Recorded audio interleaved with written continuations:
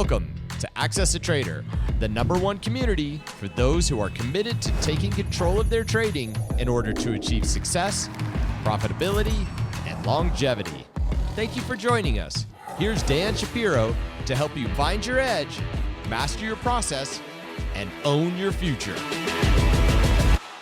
Hey guys, good morning everybody. Welcome to another edition of the AccessATrader.com weekend update show. Hope everybody is doing well. Nice to be back with you guys. Was in Atlantic City for my son's basketball tournament for several days. If you guys noticed, maybe you didn't notice, there was no video for the last couple of days, but hopefully you guys did well. A lot of stuff going on, and hopefully you guys are developing in your careers. Only thing I ask, guys, if you like the content, take a moment now, click a like, support the channel, share, subscribe if you have not done so already. And again, I will continue to do my best, right? Do my best to kind of point you guys in the right direction. Just one quick announcement, guys. If you are planning to come aboard this week, test out the PS60 theory, kick the tires, so forth and so on, and you haven't done so already, make sure at least take today out to start watching the workshops. Even if the last installment that we did a couple of weeks ago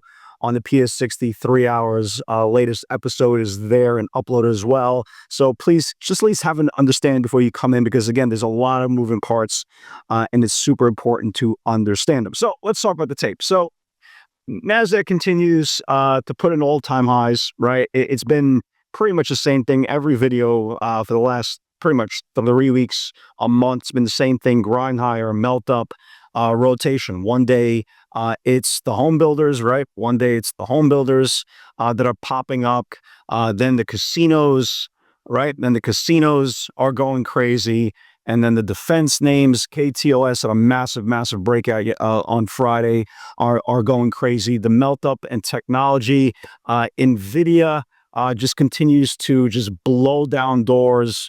Meta has been very strong. Microsoft has been very strong. I'm going to get to a couple of names in a few minutes that haven't had their expansion channels run yet. If you look at a name, for example, on NVIDIA, it's had a big expansion move, right? Really big expansion move. If you look at Microsoft as well, really big expansion move. Same thing with Meta, right? Really big expansion move. But there's a couple of names that I think potentially, again, assuming the market cannot pull back very aggressively, can do exactly the same thing.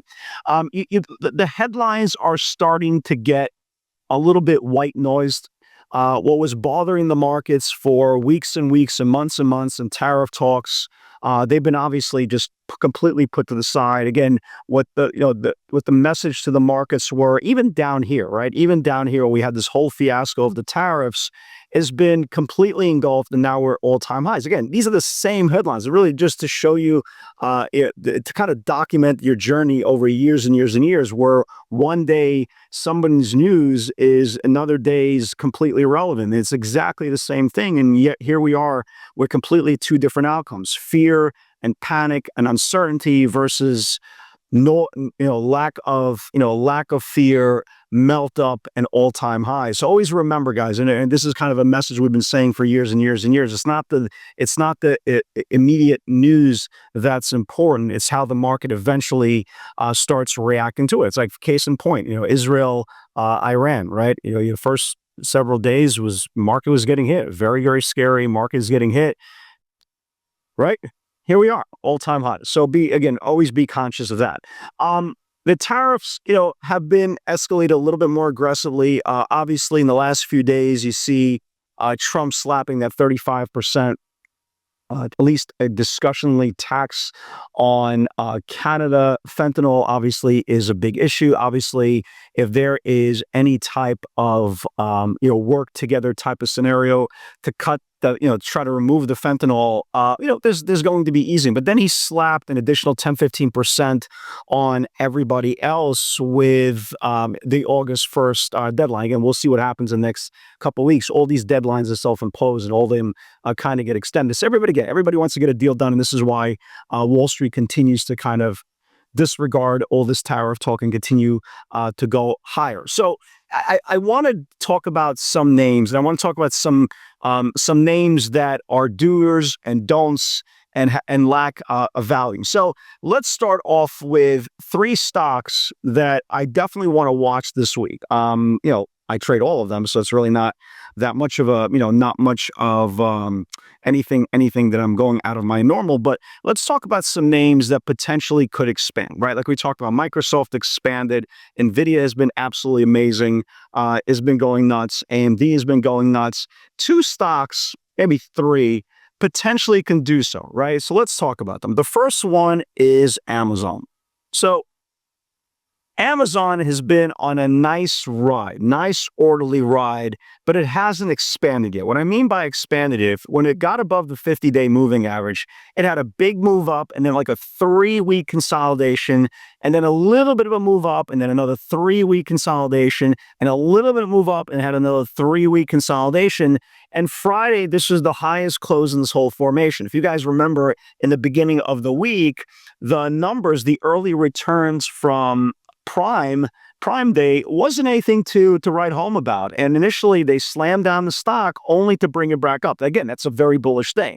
So my question is, this is now the highest close in this whole formation ever since losing the 50-day moving average all the way back in February. And my question is this finally going to expand? Again, we don't know that yet, but at least technically on the surface is the highest close on this whole formation.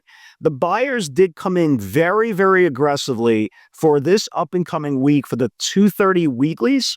And they were coming very, very aggressively for the August 15th expiration, the 230s and the 235. So this is a very obvious candidate that potentially could expand. Again, is it going to pull a Nvidia? Is it going to pull a Microsoft, a Meta? To be determined. Again, we don't even know if the market is even going to rally this week. But this is definitely one of the ones that have the potential to have that big, massive expansion. Another name that potentially could have exactly the same thing is Google, right? Google is literally copying and mirroring Amazon, right? It got above the 50-day and it went sideways. Got above, started rallying and came back down. So we are very close. It hasn't confirmed just yet, guys. It hasn't confirmed just yet. But look how close we are attacking the June 10 highs. It's been rejected now 3 times on the June 10 highs. This is definitely one to watch, that if the market continues to grind, if the market continues to expand and go higher, Google, we were watching 185s, some 190 short-term expirations were coming in. The question is, can this thing finally expand and join the rest of the magnificent 7 names that had really, really big moves? Minus Apple, can't get out of its own way. Well, more or less. So Google, Amazon, definitely the 2 names that I am watching this week for potential expansion, assuming, again, the market doesn't die. Let's talk about Tesla, right? Let's talk about Tesla. So Tesla is a very, very weird stock. When it's on, and when I mean on, I don't mean on in one direction, I mean in both directions, right? When the stock is on and produces an expansion channel, nothing hits harder than Tesla, especially on the way up, right? Let's be real, especially on the way up. On the way up, you can have 2, 3, 4, 5 weeks of massive expansion. But the on again, off again bromance between Trump and Elon, and obviously didn't help when Elon launched his own political party. We are American, right? That obviously put Tesla out of favor. The good news is the last couple of bits of data, Tesla has brushed off, right? It brushed off those lackluster delivery numbers. It brushed off the latest installment of Elon being Elon, right? And now we're very, very close, and maybe a day or 2 away, maybe 3 days away, again, depending how Tesla trades. Tesla is underneath the 50-day moving average. You see this, guys? That's the light blue line. Let me give you an example of what happened last time when it reclaimed back the 50-day moving average. Last time it reclaimed the 50-day moving average was June the 9th. You see this blue line? And the stock went from 281 all the way up to 357, okay? So the 50-day moving average is not imminent yet, but for the last several days, and you can see it's been putting in higher lows in this whole sequence, okay? And obviously brushing off some bad news in the process. The one the one green light, major green light, especially in any stock, but especially in Tesla, is if we can get a close on Tesla this week above the 20-day moving average, this thing could really, really set off. I mean, really, really set off. There's the 50-day, you got the 64, but the 50-day is the key. Any close above the 50-day moving average, this becomes a very aggressive buy overnight. You can see here it's gotten rejected on July the 2nd and July the 3rd, back-to-back days on the 50 days. So if it could get back above the 50-day, you don't got to tell me twice, right? This thing potentially could really, really rip. Do I think we could go back to the highs? Again, I don't like making bold statements because, again, day to day is as good as its momentum. But for the bulls to really get going, they have to reclaim back the 50-day moving average. If they do so, this thing could really, really light up. So definitely keep an eye on Amazon. Definitely keep an eye on Google. Let's talk about the have-nots, right? Let's talk about the have-nots. So if you guys have been watching for the last week or so, CRWV was in danger of losing the 20-day moving average. It finally lost the 20-day moving average and is getting absolutely smoked. The next line of support just is the opposite of Tesla, right? If the bulls need to reclaim Tesla's 50-day, well, the bears need to get back the 50-day on CRWV. CRWV is about 5 points away from the 50-day moving average. Any close below the 50-day moving average on CRWV, this thing is toast. I mean, this thing is toast, guys. Remember, above the 50-day super bullish, below the 50-day super bearish. If you've been watching the video, and I know some of you guys caught the 20-day breakdown while I was in Atlantic City, so congratulations there.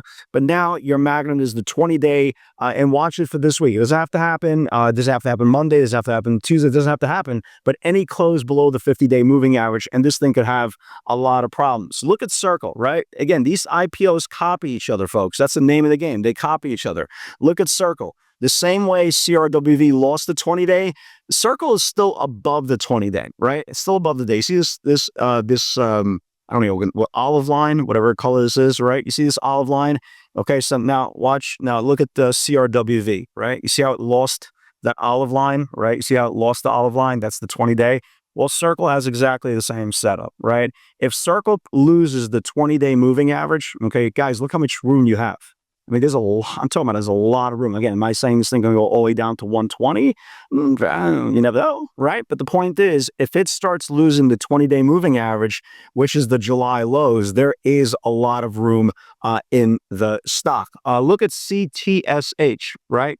CTSH, nice looking setup to the downside. The low from June is on deck. This thing is below the 50-day moving average. Again, you don't need to be a seasoned veteran you don't have to be a great technician to realize this thing is very, very close to getting cracked. And if the market does get pulled, this will definitely be one of the candidates who potentially could get really, really hit below the 50-day moving average, consolidated for a month. And if it loses the June lows, this thing has more room to the downside. ARM is definitely one of the semiconductors who just kind of gassed out a little bit. You want to keep an eye on this thing this week if there is more weakness. MU is on the other half, right? On the other side of the spectrum. MU has been really, really strong, really, really strong. It's been taking the key, kind of the role of NVIDIA has been just kind of grinding. Needs to just get above the June highs. The June highs to kind of wake up as well. And look at the stock PPTA. I have no idea what this thing is, but it looks pretty good. And the reason why I say it looks pretty good, last time it got above the 50-day moving average, the stock went from 12 all the way up to 18. Thursday, it got above the 50-day moving average and put in an inside day on Friday. If it could confirm Thursday's highs, this thing could wake up and start testing the June high. So definitely keep an eye on that as well. So that's it, guys. That's all I got. Hope everybody is doing well. Obviously, my focus this week is going to be on Google and Amazon. And obviously, Tesla is going to be a very, very important part. It's not imminent yet, but if we can start reclaiming back the 50-day moving average, it's going to be really, really potentially good. So definitely keep an eye on that as well. Again, guys, if you are joining us, kicking the tires, all that good stuff, again, make sure you watch the workshops. Again, I can feed you pivots to your face turns blue. But again, if you don't understand the moving parts, you are cheating your development. Guys, God bless everybody. Hope everybody's doing well. And with God's help, I'll see you on the field tomorrow. Take care.